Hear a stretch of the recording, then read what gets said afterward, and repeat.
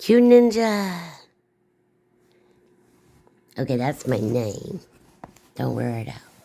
Okay, when her father and mother saw the tree, they blinked. It was there last night, said her mother. Where on earth did it come from?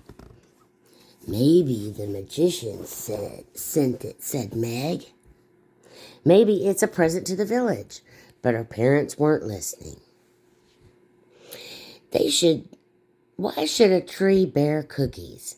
Said her father in a worried voice. What can it be for? I don't know, said Meg, but can I eat one? Certainly not, said her father.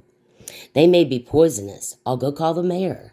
The mayor was a brisk and lively little man, and he was briskly and lively trimming his beard, and snipped away, and suddenly he saw Meg's father looking over his shoulder. He gave a jump and cut off too much beard on that side.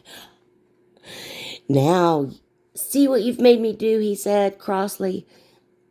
I hope you've got a good reason for startling me at this hour or any hour, he added. You won't believe me, said Meg's father, but there's a tree covered with cookies in the village square.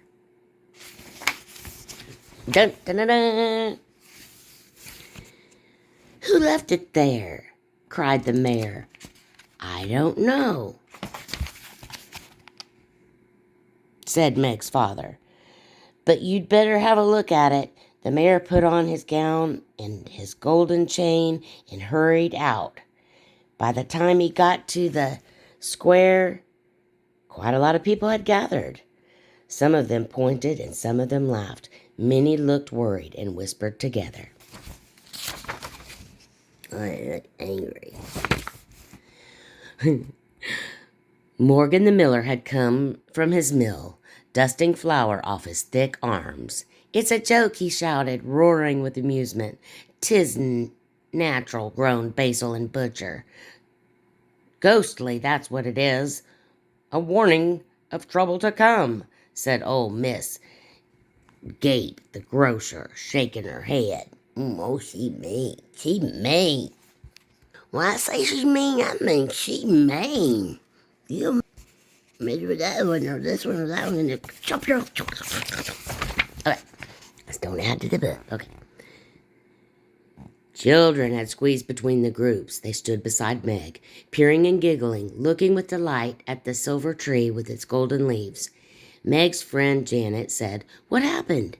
Did somebody plant a cookie? Is it yours, a boy named Con? Said to Meg. I'll trade you my knife with the bone handle for it. Can we climb it? Asked the little boy named Dylan. Ah, I think the magician sent it, Meg answered. I think it's a present to the village. All the children nodded together. That explained everything. That's a pretty tree, too. I like pretty trees. I do. I like them. I think the mayor pushed his way through the crowd. He stared up at the tree, mopping his face with a silk handkerchief. A cookie tree, he exclaimed. Impossible. Why? Said Meg boldly. I have never seen one before, said the mayor, tugging at his lopsided beard. You have never seen one before? Nobody's ever seen one before, and there's no mention of one anywhere in the town records. We must get to the bottom of this. Who put it here? Why? What is it for?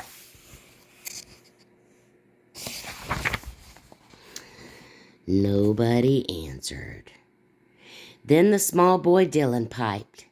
It's a present from a magician. Nonsense, shouted the mayor. Why should a magician send a cookie tree here? What's it for? Everything must be for something. But this makes no sense at all. Send for the village councilor, suggested Basil the butcher. Oh my God, it's Basil the butcher. We got some new characters coming in. The new characters. Okay. Men ran off to find them. Okay. It says, In a wide street of tall houses lived Fin the Fat. When he was called, he slowly and deliberately finished eating a large steak, wiped his lips, brushed his hair, put on his long wide cloak, and slowly came. In a narrow dark street lived Thelwyn the Thin. He was thin as paper. Oh my goodness! He ate almost nothing. And when the messenger came for him, he was breakfasting on the smell of bacon and a glass of water. Alwyn the Ancient was so old that he looked like a wrinkle with a man around the edges of it. He lived in an old house, and 2 messengers had to help him get up from his chair. But he walked very spryly once he was up, and got to the square as soon as he could, as the other did.